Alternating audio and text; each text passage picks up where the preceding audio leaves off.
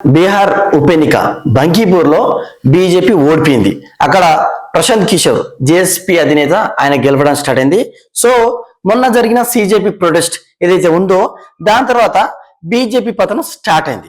భారతదేశంలో 29 రాష్ట్రాలు, బీహార్లోని 243 ఎమ్మెల్యేలు, అందులో ఒక్క ఎమ్మెల్యే బీజేపీ ఓడిపోయాడు. కాబట్టి డెఫినెట్ గా బీజేపీ పతనం స్టార్ట్ అయినట్టే.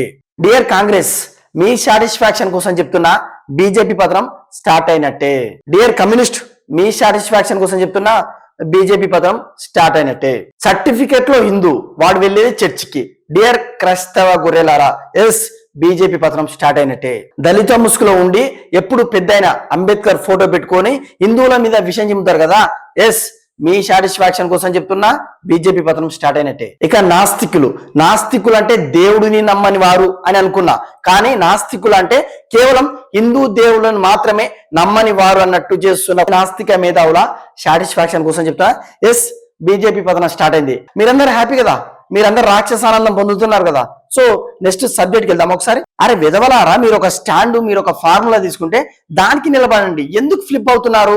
బీజేపీ ఒకవేళ గెలిస్తే ఈవీఎం ట్యాంపరింగ్, ఈవీఎం మీద ఏడుస్తారు. ఒకవేళ బీజేపీ ఓడిపోతే పతనం అంటారు, ప్రజా తీర్పు అంటారు. నార్త్ లో బీజేపీ మోసం చేయొచ్చు, కానీ సౌత్ లో పప్పులు ఉడకవంటారు. నేనేమంటున్నా, ఈవీఎం ట్యాంపరింగ్ చెప్పండి, ఇప్పుడు ఎందుకు ఓడిపోయింది అనేది కూడా చెప్పండి. లేదు ప్రజా తీర్ప, మరి గెలిచిన ప్రతి దగ్గర కూడా బీజేపీ గెలుపును ప్రజా తీర్పు అనొచ్చు కదా. ఏదో ఒక ఫార్ములా మీద ఉండండిరా, ఎందుకు ఏడుస్తున్నారు ఈ విధంగా? దేశవ్యాప్తంగా 17 రాష్ట్రాల్లో బీజేపీ పార్టీ ఒక్కటే పాలిస్తుంది. మిగతా ఎన్డీఏ కూటమి తోటి ఇంకో 4 రాష్ట్రాలు, అంటే 21 రాష్ట్రాల్లో బీజేపీ పాగా వేస్తే సింగల్ ఒక్క ఎమ్మెల్యే ఓడిపోగానే బీజేపీ పతనం స్టార్ట్ అయిందని ఏదో రాక్షస ఆనందం పొందుతున్నారు. ఇక హైలైట్ జోక్ ఏంటంటే, ఓన్లీ బీహార్ రాష్ట్ర రాజకీయాలను తీసుకుంటే అక్కడ ఉన్న ఎమ్మెల్యేల సంఖ్య 243. కేవలం బీజేపీ సింగిల్ గా పోటీ చేసి గెలిచిన సంఖ్య 88. అంటే ఇంకా కూటమితోటి కలుపుకుంటే ప్రజెంట్ అధికారంలో ఎన్డీఏ కూటమి ఉంది. మరి ఈ జేఎస్పీ పార్టీ, జనసూరజ్ పార్టీ ఎవరైతే అధినేత ఉన్నాడో ప్రశాంత్ కిషోర్ అనే వ్యక్తి మామూలు వ్యక్తి కాదు, తోపు. జగన్ ఆయనే గెలిపించిండు, మాయావతిని ఆయనే గెలిపించిండు. ఏ రాష్ట్రంలో ఏ ముఖ్యమంత్రి గద్దెనెక్కాలని కూడా ఈయన దగ్గర సలహాలు తీసుకుంటారని చాలా భజన చేశారు కదా. ఆయన గతంలో బీహార్ సాధారణ ఎన్నికల టైంలో 243 స్థానాల్లో జేఎస్పీ క్యాండిడేట్స్ పెడితే అందరూ ఓడిపోయారు, క్లీన్ స్వీప్. లాస్ట్ కి ఈయన కూడా గెలవలేదు. ఈ రోజు ప్రపంచ మేధావిగా చెప్పుకునే ఈ ప్రశాంత్ కిషోర్ ఒక్కటి నితిన్ నబీన్ వదిలేసిపోయిన ఆ పోస్ట్ లో గెలిస్తే బీజేపీ పతనం స్టార్ట్ అయింది అని మాట్లాడుకుంటున్నారంటే మీరెంత రాక్షసానందం పొందుతున్నారనేది ఇక్కడ క్లియర్ గా అర్థమవుతుంది. మీకు కూడా తెలుసు బీజేపీని ఎవరు ఏం పికలేరని. క్లియర్, వాళ్ళు ఓడిపోతేనేమో ఇది ప్రజా తీర్పు అనాలి, లేదా గెలిస్తేనేమో ఈవీఎంల మీద నెట్టాలనేది మీరు ఎప్పుడు ఒక మోటో పెట్టుకుంటారో. మళ్ళీ కూడా 2029లో బీజేపీ వస్తుంది, మళ్ళీ కూడా మోడీ పీఎం అవుతాడు. మీరు ఏడవడానికి, ఈవీఎంల మీద బదనాం చేయడానికి రెడీగా ఉండండి.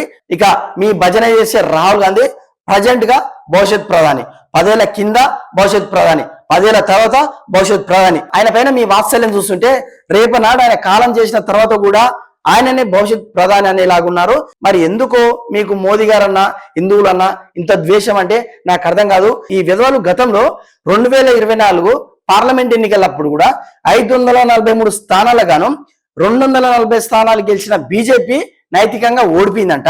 కేవలం 99 సీట్లు గెలిచిన కాంగ్రెస్ మాత్రం నైతికంగా గెలిచిందంట. ప్రజా తీర్పు అంట.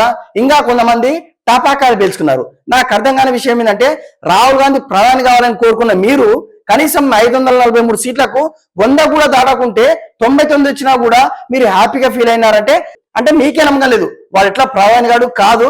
కనీసం మోదీకి కొంచెమైనా బ్రేక్ వేయాలి. సింగిల్ పార్టీ బీజేపీ ఒక్కటే మ్యాజిక్ ఫిగర్ దాటొద్దు, కూటమితో దాటాలి. అప్పుడు ఏదో బీజేపీని ఎగతాళి చేయాలని మీరు ఫిక్స్ అయ్యారనుకుంటా. అందుకేనేమో 99 సీట్లు వచ్చిన రాహుల్ గాంధీనేమో తోపు తురుమంటున్నారు. 240 సీట్లు వచ్చిన బీజేపీ మోదీ గారిని మాత్రం వేస్ట్ అంటున్నారంటే అక్కడనే క్లియర్ గా అర్థమవుతుంది మీ మైండ్ సెట్ ఏందనేది. ఇక ఇండియా కూడా మొత్తం కలుపుకున్నా కూడా కేవలం బీజేపీకి ఎన్ని సీట్లు వచ్చినాయో అన్ని సీట్లు కూడా రాలేదు. మీరు ఒకసారి చెక్ చేసుకోండి. కాంగ్రెస్ తో జతగట్టిన ఇండియా కూటమికి వచ్చిన సీట్లు కేవలం 234. బీజేపీ ఒక్కదానికి వచ్చిన సీట్లు 244. ఇంకా అసలైన గమ్మతైన విషయం చెప్తా. కొంతమంది మోదీ గారి పైన ఇన్ఫ్లుయెన్సర్స్ ట్రోల్ చేస్తున్నారు. అదేంటంటే 272 సీట్లకు 240 సీట్లు వచ్చినాయి. మరి ఈయన పరిపాలన చేస్తే దేశం అధ్వానంగా కాకుంటే ఎట్లా అవుతుందని వాళ్ళు ట్రోల్ చేస్తున్నారు. నా క్వశ్చన్ ఏంటంటే, 99 సీట్లు వచ్చినా రాహుల్ గాంధీ పీఎం కావాలా, లేదా 240 సీట్లు వచ్చినా మోదీ గారు పీఎం కావాలా, లేదా 240 సీట్ల కంటే కూడా ఇంకా ఎవరైనా ఎక్కువ వచ్చారా, వాళ్ళని తొక్కి మోదీ గారు పీఎం అయ్యారా? ఒకసారి మీరు చెప్పండి. ఈ విధంగా మోదీ గారి పైన ట్రోల్ చేస్తున్న కొంతమంది ఇన్ఫ్లుయెన్సర్స్ కు కింద కామెంట్స్ వస్తున్నాయి. అవి కూడా చదవాలి కదా, అవి చదవరు. అందులో ఏం కామెంట్ చేస్తున్నారంటే, మా బాధ కూడా ఇదేరా బాబు, దాదాపు దశాబ్దాల నుండి 35 మార్కులు వచ్చిన మీకు జాబులు ఇస్తున్నారు, 80-90 మార్కులు వచ్చిన మాకు, మెరిట్ స్టూడెంట్స్ అయిన మాకు జాబులు లేక ఏడుస్తున్నాం, ఇప్పుడైనా మా బాధ అర్థం చేసుకోండి అని వాళ్ళు చెప్పడం జరుగుతుంది. కాబట్టి దీన్ని కూడా ఆ ట్రోలర్స్ సమాధానం చెప్పాలి. సో ఫైనల్ గా ఏం చెప్తున్నా అంటే, దేశవ్యాప్తంగా బీజేపీ ఎమ్మెల్యేల సంఖ్య 1811, అందులో ఒక్క ఎమ్మెల్యే ఓడిపోయింది కాబట్టి బీజేపీ పతనం స్టార్ట్ అయింది. ఓకే.